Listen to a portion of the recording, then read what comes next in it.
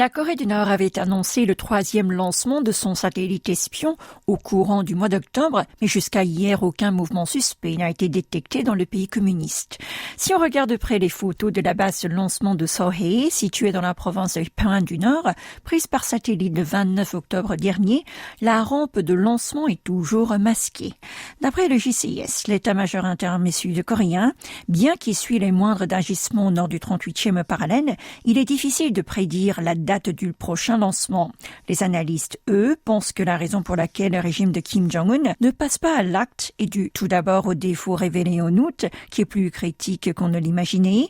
À cela s'ajoute le transfert des technologies satellites promis par Moscou lors du dernier sommet Kim-Poutine.